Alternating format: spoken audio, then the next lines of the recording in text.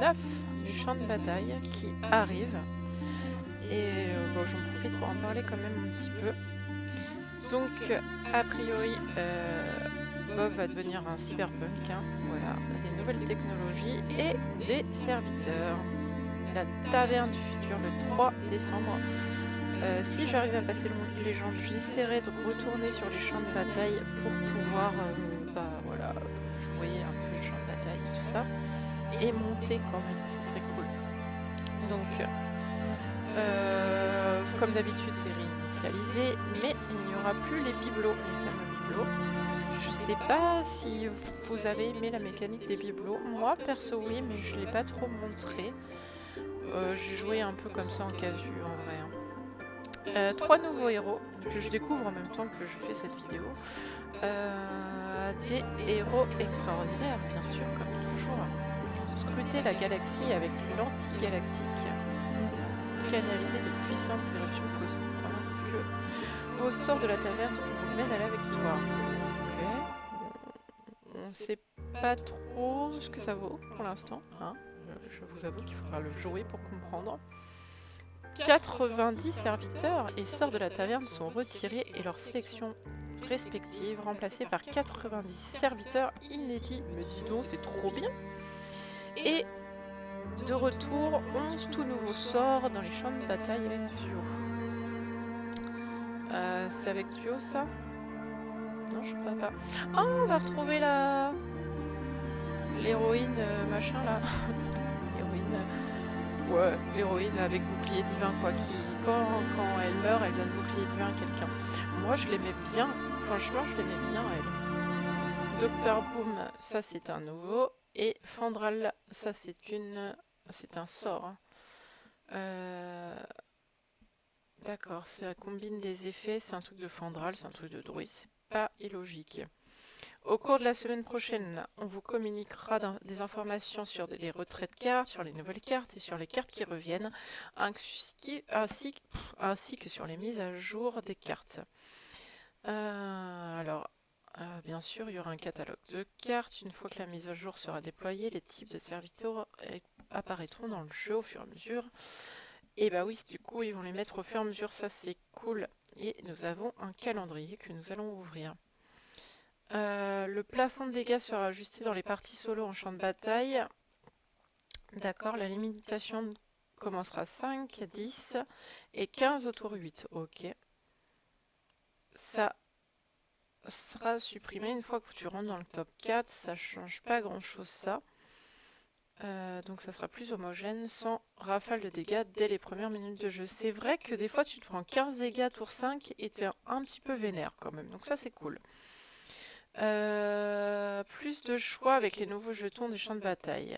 Alors, mieux contrôler la façon dont le jeu se déroule, vous avez des styles de jeu différents, des modèles de serviteurs préférés et même des modèles héroïques que vous aimez voir plus souvent, sans parler de certains personnages qui ne vous intéressent pas du tout. Ça c'est vrai. Découvrez la réinitialisation des héros et héroïnes. Au début d'une partie, lors de la sélection, vous pouvez désormais réinitialiser un ou plusieurs zéros de vos héros ou héroïnes et pour bénéficier de plus d'options de jeu. Chaque emplacement peut être initialisé une fois par partie moyennant un jeton de champ de bataille par initialisation. Ok. J'imagine que ça va être payant les jetons, non? Ah, on va le savoir justement. Les jetons peuvent être obtenus via le parcours de récompense, à la fois gratuit avec le ticket saisonnier en tant que récompense d'événements de boutique en jeu. Ou dans la boutique. Ouais, bon, bah c'est payant ou tu peux les avoir en récompense. Vous avez 2 champs de jetons qui sont arrivés comme cadeau de la bienvenue, heureusement, et vous pouvez obtenir 4 jetons supplémentaires gratuitement dans la boutique. Ok, donc en gros, tu en as 6. Les jetons de bataille seront également ajoutés en tant que récompense de visionnage, y compris lors de l'aperçu à venir de la saison 9. Plus de détails à propos. Ok. Le parcours de récompense des champs de bataille se développe afin d'intégrer des jetons des champs de bataille à travers des récompenses gratuites. Ok. Du coup, ça fait partie nous ajoutons également le ticket saisonnier plus, celui qu'on prend tout le temps parce que voilà, on aime bien avoir plus de choix de héros. Une nouvelle option qui inclut tous les avantages et récompenses de tickets saisonniers ainsi qu'une réinitialisation gratuite de héros et théorines une fois par partie de champ de bataille. Ah ouais, ça vaut le coup de l'acheter, je pense. Pendant toute la durée de la saison en plus. Cette réinitialisation ne peut pas être conservée. Suit les mêmes règles de réinitialisation en mode gratuit et à travers le ticket de saisonnier standard. Il s'agit juste d'une option constante pour les joueuses et joueurs qui désirent profiter un maximum de ce nouveau système. Bah oui, bien sûr. Bon, là, il dit le parcours, hein, on est content. Les récompenses gratuites resteront gratuites, heureusement. Le ticket de saisonnier sera accessible à 14 €, bon 15 balles. Le ticket de saison plus sera à 20 €. Ok, les joueuses et joueurs qui achètent le ticket de saisonnier standard et qui décident ultérieurement de bénéficier d'une réunion gratuite peuvent acheter le plus pour 4,99 €, qui est, oui, le prix, la différence, quoi. Le 2 décembre, la veille de la sortie de la mise à jour, vous pourrez regarder plusieurs de vos créatrices et créateurs de contenu préférés essayer le nouveau contenu en direct. Donc tu as des récompenses si tu regardes les personnes. Voilà, et là il y a le calendrier, mais en même temps c'est un peu la même chose. Ok, j'ai cliqué sur un truc qui ne sert à rien. Le 19 novembre, donc aujourd'hui, annonce de la saison 9, présentation des cartes neutres. Alors 20 novembre, Naga Dragon, 21 novembre, Uran et Bed, 22 novembre, Pirate et carte du mode duo, 25 novembre, Murloc et Démon, 26 novembre, Élémentaire et Mauve Vivant. Ouais, présentation, blablabla. Alors, catalogue de cartes. Ça nous intéresse un petit peu quand même. Ben là, serviteur, tout. Pourquoi il met les... On est quand même... Ah, on va peut-être voir le nouveau héros. Ah, c'est un nouveau, lui, non? Le... Ah, qu'est-ce que tu me fais?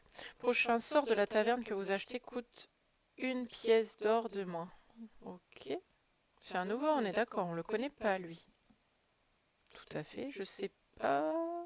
Ça peut être fort, je pense. Ok. Est-ce qu'il y a un nouveau? Tant qu'on est là, hein, je regarde. Ok. Il y a lui. Vous obtenez une copie du dernier sort de taverne que vous avez lancé. Chaque tour, votre prochain pouvoir héroïque coûte une pièce d'or de moins. Ça a l'air fort quand même, non? Ça me paraît fort. Ça me paraît pas mal fort. Après, encore une fois, faut tester, hein. Il y a lui aussi. Par contre, ça me saoule, il retourne le truc au début, ça va m'énerver. Invoque une copie exacte d'un serviteur allié une fois par partie. Par partie...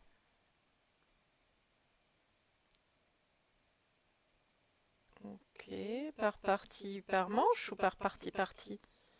J'ai l'impression que c'est par partie, donc toute la partie. Je suis pas sûre de lui par contre là. Est-ce qu'on en a d'autres des nouveaux? J'ai pas l'impression. Est-ce qu'ils ont mis les nouvelles cartes? Je ne sais pas, je ne crois pas. En plus, il y a les... Ah, il y a ça. L'étendard de l'Alliance. Il n'y était pas, lui. C'est un nouveau, on est d'accord. Choix des armes donne plus 4 à un serviteur ou d'une 4 plus PV à un serviteur. Ça peut être fort ça, surtout au début de jeu. Ça peut être pas mal. Pourquoi il a pas ces deux petites étoiles, lui? Quelqu'un peut-il m'expliquer? Il y a quoi de nouveau? Ah, la gueule d'acier revient. La nouveauté qui n'en est pas... Voilà, l'héroïne altruiste. Voilà, c'est bon, j'ai son nom. Bon, bah voilà, on la connaît, hein, ceux qu'on joue au champ de bataille dès le début la connaissent. Lui, robot d'alarme, magnétisme, furie des vents. 4-4. Ah, c'est fort, hein? C'est pas mal, hein? Ça me semble pas mal, moi. Quand même. Furie des vents, magnétisme et tout. Tu mets ça sur un petit méca. C'est un bon taverne 2. Est-ce qu'il y a des nouveautés? Non. C'est nouveau ça? Non, non, non. Ah, combattante ingénieuse. Choix des armes. Donne plus 5, plus 2 à un serviteur ou donne plus 2, plus 5 à un serviteur. C'est pas mal. Mais... ouais. Moi, je suis pas waouh quoi. Il y était plus, hein? On le retrouve? Pour moi, il y était plus, lui. Ver de mer. Je crois qu'il y était plus. Corrigez-moi si je me trompe, mais il revient. S'il y était encore, dites-le moi. Ah, gestion du temps. Donne plus 2 à vos serviteurs immédiatement ou donne plus 4 à vos serviteurs au début de votre prochain tour. Ah, c'est pas mal. Je pense que c'est mieux de mettre plus 4. Après, ça dépend parce que si t'es un peu naze et que tu veux pas trop perdre de dégâts, ça me semble bien. Ça me semble bien.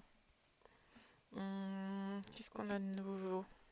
C'est pas nouveau. Ah, le retour du consumeur des confins qui donnait plus 5 d'attaque à un dragon. Hein.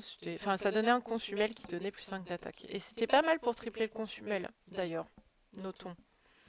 Non, ça c'est pas nouveau, c'est juste que je le joue pas souvent. Ah, ça c'est nouveau. Sorcellerie. Actualise la taverne avec un sort de la taverne supplémentaire qui coûte 1 pièce d'or de moins. Encore.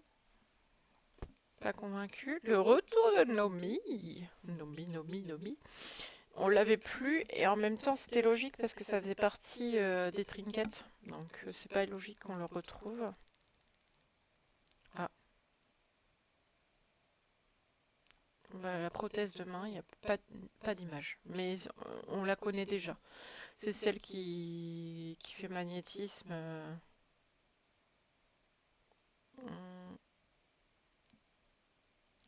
Ouais, c'est ça. Bon bref, c'est voilà. Ok. On retrouve aussi Tranche Trip, qui était plus là, qui est de retour. Qui est un dragon qui donne plus 1, enfin qui s'auto-donne plus 1, plus 2 pour chaque autre dragon. Moi je l'aimais bien, je le trouvais fort. C'était un peu mon pote lui. J'aimais bien l'avoir quand je jouais dragon. Logique en même temps, si tu joues Murloc, tu t'en fous un peu. Ah si, potentiel infini. Choix des armes. Découvre un serviteur de votre niveau ou un sort de taverne du niveau supérieur.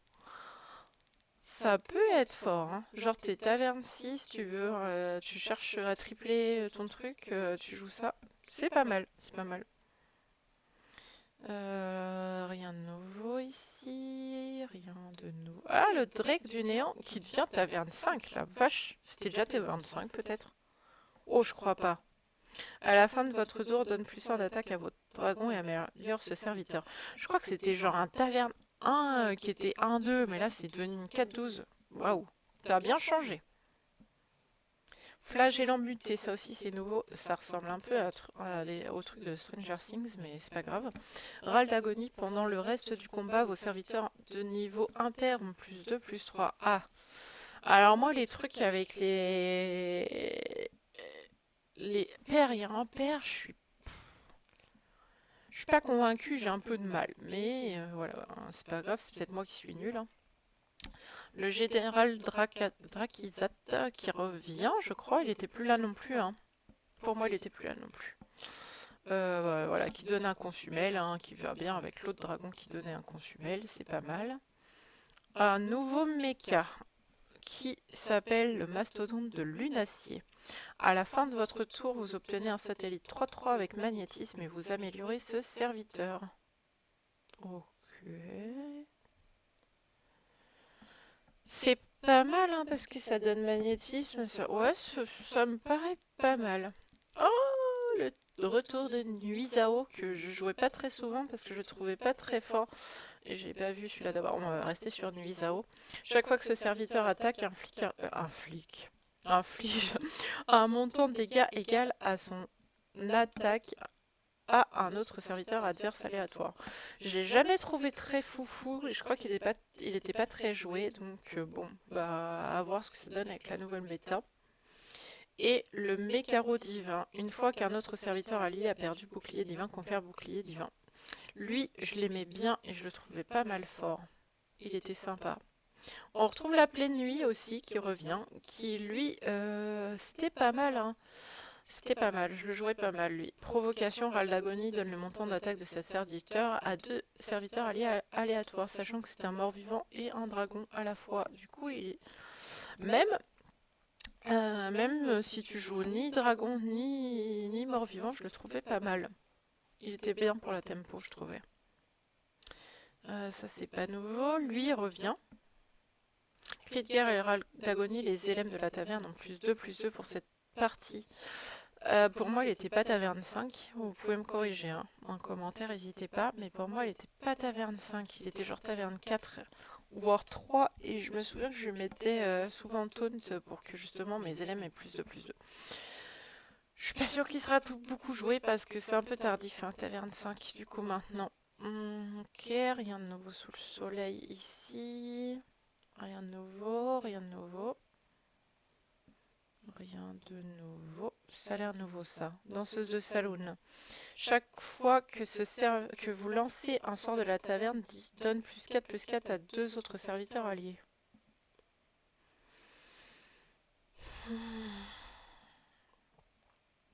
Je pense que c'est pas forcément horrible, mais c'est pas méga fort quoi. Ça ressemble un peu à Nala. Je sais pas. Je sais pas si ça va être beaucoup joué, je pense pas. Ça c'est nouveau aussi. Magnétisme à +2/+2 pour chaque utilisation que vous avez fait de magnétisme pendant cette partie. Ah ouais, ça peut être très très fort ça. Hein. Ça peut être bien. Il faut avoir joué beaucoup de magnétisation en même temps, c'est un peu logique, mais ça peut être fort. Oh, Nadina, je l'adorais. J'adorais Nadina, c'était ma copine. Et qui est pas une dragonne, mais qui se joue avec les dragons parce que ça donne 3 boucliers divins, enfin, confère bouclier divin à 3 dragons alliés. En vrai, moi je l'aimais bien. Et surtout maintenant, il y a le poète qui est toujours là. Du coup, tu la joues, t'attends qu'elle donne bouclier divin autour de ton poète. Et en vrai, tu la vends après, une fois que tout le monde a bouclier divin. Je pense que ça peut être de nouveau fort. Moi, je la trouvais pas mal forte. Et là, c'est... Pour moi, c'est pas mal. Fazel, le retour. Nouveau aussi, ça, recrue de la main d'argent. Cri de guerre donne +4/+4 à vos autres serviteurs de niveau pair. Bon, on est encore sur une dynamique pair en pair. Je sais pas. Je pense pas que ça soit ouf. Désolée. Désolée, petite recrue. Ah, la bénédiction de Fandral, ça sera mieux avec la traduction, parce que tout à l'heure c'était moisi, ce que je vous ai dit. Découvre un serviteur avec choix des armes, il combine les 2 effets. Ok.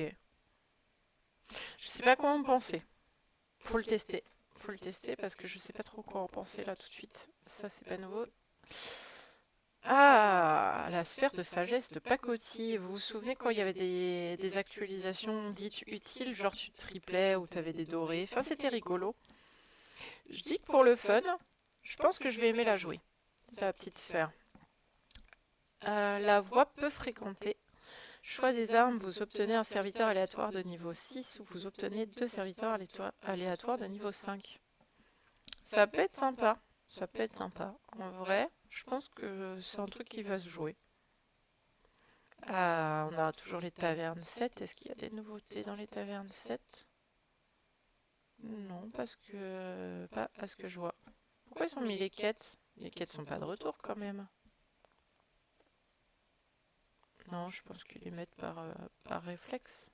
Oui, parce qu'ils mettent les anomalies et tout aussi. Ok, bah voilà, on a fait le tour. Hein. Les bibelots aussi qui sont plus là, tout ça, tout ça.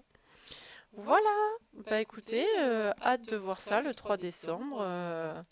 N'hésitez pas à commenter, à dire ce que vous en pensez. Voilà, le calendrier, il est quand même beaucoup plus classe comme ça.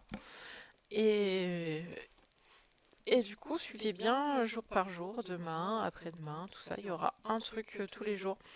Demain, ça sera Dragon Naga. Voilà. Allez, bisous bisous.